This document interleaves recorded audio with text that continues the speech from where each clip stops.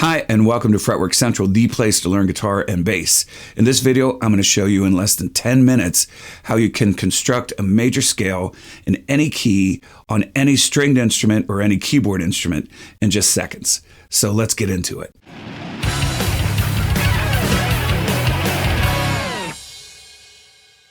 There is a structure behind all of the music that you have ever heard in your life. Whether you are aware of it or not, you may have had some exposure to this in the past. Maybe you've had a few guitar lessons, or you've seen some things online or in guitar magazines. But we're going to help sort it all out, and this is where it begins. We're going to learn today about the existence of something called the major scale. The major scale is the major scale, and it's the first thing that you want to learn in order to learn everything else. What is a scale anyway?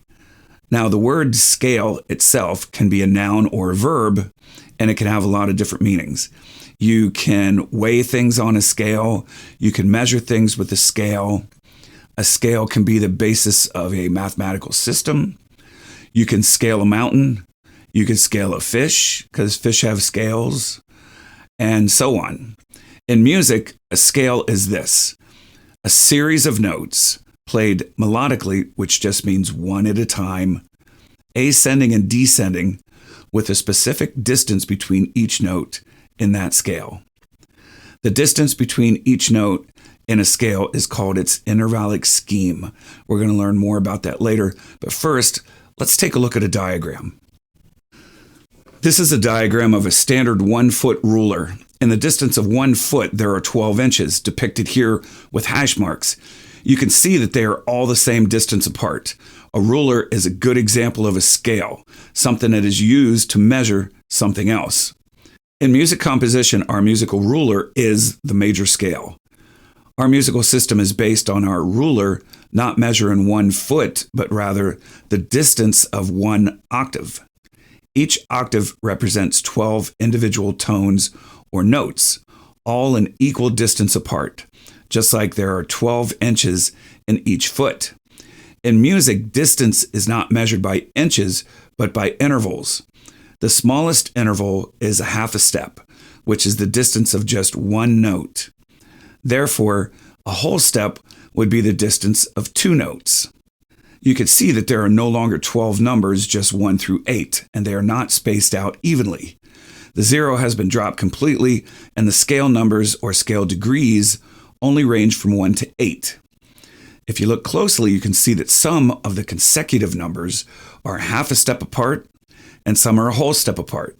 For example, there is a whole step between 1 and 2, the distance of 2 of those hash marks. We skipped a hash mark in between. Likewise, the distance from 2 to 3 is also a whole step. But the distance from 3 to 4 is only a half a step. There is no hash mark in between those numbers. And if you keep going, you can see how there is a whole step from 4 to 5, from 5 to 6, from 6 to 7, and then there is a half a step again from 7 to 8. As you observe how these numbers are laid out on the octave scale in relation to the distances between them, you will notice this. There is a whole step between all of the major scale degrees except 3 and 4 and 7 and 8, which are half steps. This is the major scale's intervallic scheme. We're talking about intervals, and in a series of notes, the distances between each note in that series is called its intervallic scheme. A major scale consists of 8 notes spaced out like the diagrams, all a whole step apart except 3 and 4 and 7 and 8, which are half steps. If we start on any note now, on any instrument, and follow this intervallic scheme, we can find the notes of the major scale. On the guitar, this could not be easier. Now we want to take a look here. That diagram is showing us that we're going to start with the first fret of string number 1. Now you want to keep in mind on these diagrams when you're looking at them that the top line of the diagram is actually the first string. And when you're in the playing position and you're looking down at it, that's the string closest to the floor. If you were to hold your guitar up and look down at the fretboard, that's what you're looking at when you look at these diagrams. So it says that we're going to start on the first fret, and keep in mind that the numbers inside the circles are not the fingers that you use, but the scale degrees. So it says wherever we start, it doesn't matter. We're starting on the first fret of the first string, but it could be anywhere, any string, any fret. That's number one. Remember our sentence, our intervallic scheme. Whole steps between everything except, which ones? 3 and 4 and 7 and 8. So we're going to start on 1. 1 to 2 is a whole step. 2 to 3 is a whole step. 3 to 4 is just a half a step. And 4 to 5 is a whole step. 5 to 6 is a whole step. 6 to 7 is a whole step. 7 to 8 is just a half a step. And if we do this correctly, the note that you end up on at the end, scale degree number 8, will be the same note as note number 1 that you started with, 1 octave higher. All right, let's play that again. We're starting at the root note 1, 2, 3, 4, 5, 6, 7, 8.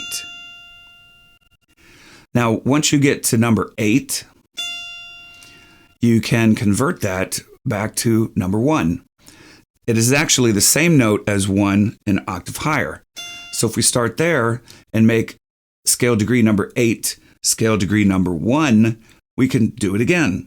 1, and then a whole step to 2, whole step to 3, half a step to 4, whole step to 5, whole step to 6, whole step to 7, half a step to 8. You will see as we move forward with these numbers and different formulas for scales and chords that we're going to drop the 8. 8 is the same as 1, and 1 is what is called the root note of whatever the scale or chord or arpeggio is. That's the root note. When we encounter it again, it's still the root note. So 8 is actually 1, the root note. All right, let's try this somewhere else. The next diagram is going to show us starting at the 3rd fret of the 5th string. Again, we could be anywhere, but we're just starting here. And you'll notice that so far we're not talking about any notes. We don't care about that right now. What we're looking at is the distances. So we're going to start here. That's number 1. And it goes whole step, half step. Whole step, whole step, whole step, half step. That's another way of looking at the structure of the major scale. You start wherever the root note is, and you go 2 whole steps, then a half a step, then 3 whole steps, and a half a step. This could not be easier on the guitar. So if we start here, we're just going to play.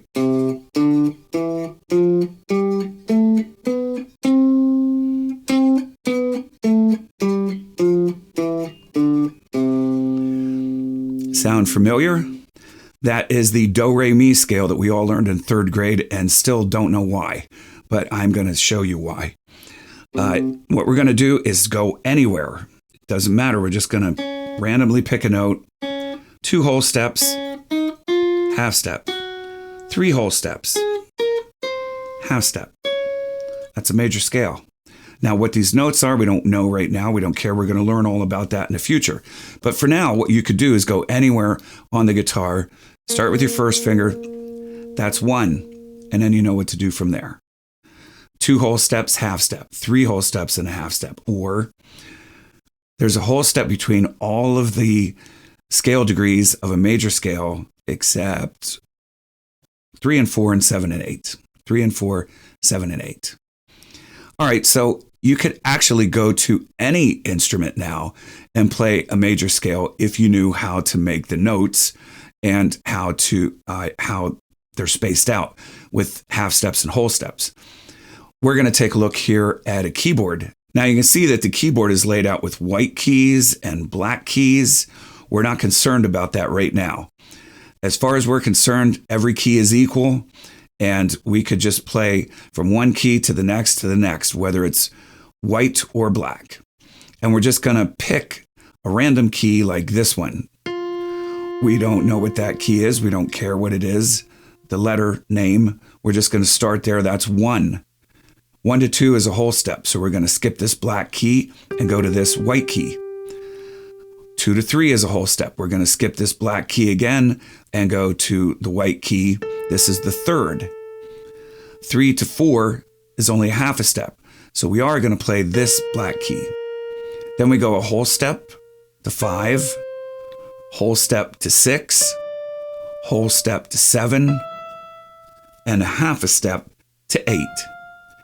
And if we do this right, the note that you play for scale degree number 8 should be the same as note number 1 octave higher. And this is. It's easy to see on a keyboard because then if we wanted to repeat in the next octave, it's going to look exactly the same as the keys that we just did. If you look at the 3 black keys and the 2 black keys and the 3 black keys and the 2 black keys, though that's an octave of all these notes. On the guitar, it's a little bit more difficult to see because the strings overlap, and we're going to talk about all that in the future in other videos. But for now, that's how you would play a major scale on a keyboard. Let's pick any other key, like a black key.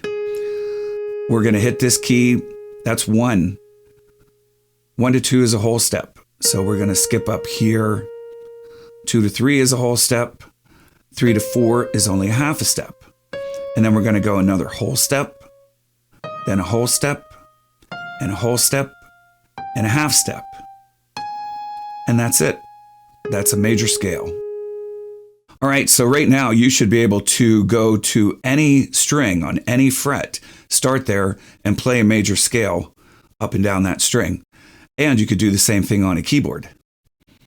Now, what you want to do is play this and listen to the sound. For example, if we start here on the 5th string that we did earlier,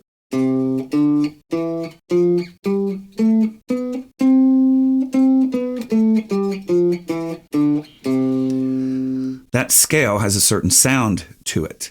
And if you play around with it, you may be able to hear some melodies coming out. You might get some ideas of riffs or just little ditties or something that you want to play.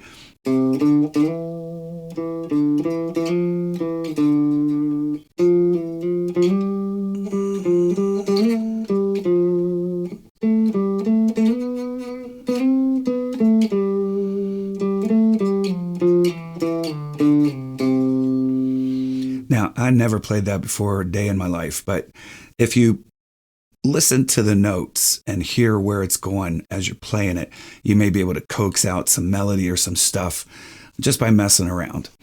Now, in the next few videos, we're going to talk a lot more about playing this lengthwise, then across the strings, and a whole bunch of other things. So very excited about that. I'm glad you're here. And if you have any suggestions of things that we could do in the future here, please leave them in the comments. We have tons of content on the way on everything from musical structure, scales, chords, arpeggios, harmony, rhythm, how everything goes together, to also a lot of songs, a lot of licks, riffs, even to home recording, how to take care of your gear, how to get ready to do gigs. We have decades and decades of experience with all of this stuff, and we're going to share it with you right here. So please like and subscribe, come back often, and as always, keep making great music.